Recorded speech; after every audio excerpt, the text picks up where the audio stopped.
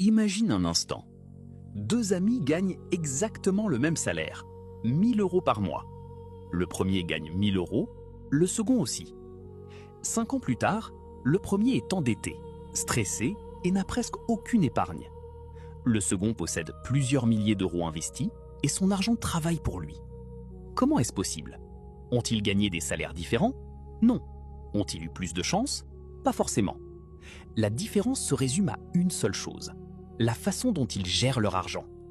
Et aujourd'hui, je vais te montrer pourquoi certaines personnes restent pauvres toute leur vie, même avec un bon salaire.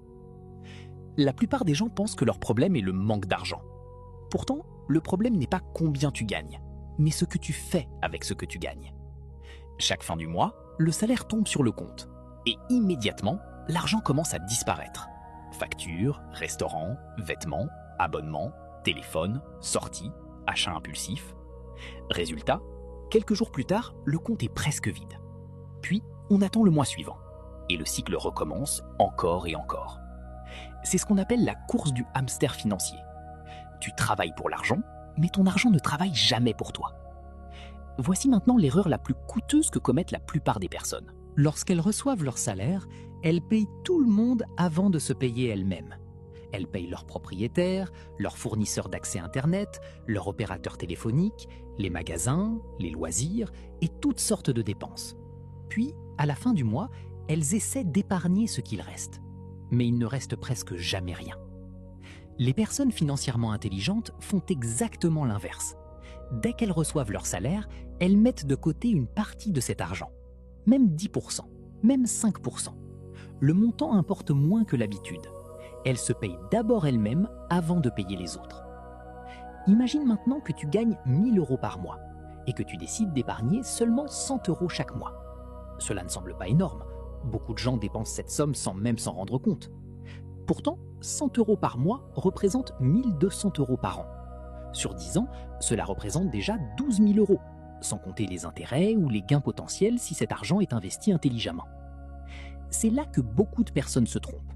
Elles pensent que la richesse se construit grâce à un énorme coup de chance ou à un salaire exceptionnel.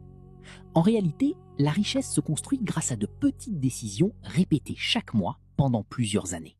Je vais maintenant te poser une question très simple. Si demain, tu recevais 1 million d'euros, quelle serait la première chose que tu ferais? Acheter une voiture de luxe, une immense maison, des vêtements de marque? Ou bien chercherais-tu à investir une partie de cet argent pour qu'il continue à produire des revenus? La réponse à cette question révèle souvent notre rapport à l'argent. Beaucoup de personnes pensent que devenir riche signifie dépenser davantage. Les personnes financièrement libres savent que devenir riche signifie posséder davantage d'actifs qui génèrent de l'argent. Alors retiens bien ceci, la richesse ne dépend pas uniquement de ton salaire, elle dépend surtout de tes habitudes financières. Tu n'as pas besoin de gagner plus pour commencer à construire ton avenir.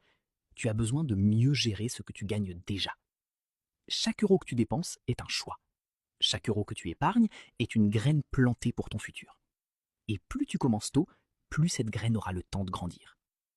Dis-moi en commentaire, si tu recevais 1 million d'euros aujourd'hui, quelle serait la première chose que tu ferais? Et si tu veux apprendre à mieux gérer ton argent, investir intelligemment et construire un véritable patrimoine, abonne-toi dès maintenant à Investir aujourd'hui. À très bientôt pour une prochaine vidéo. Rocket.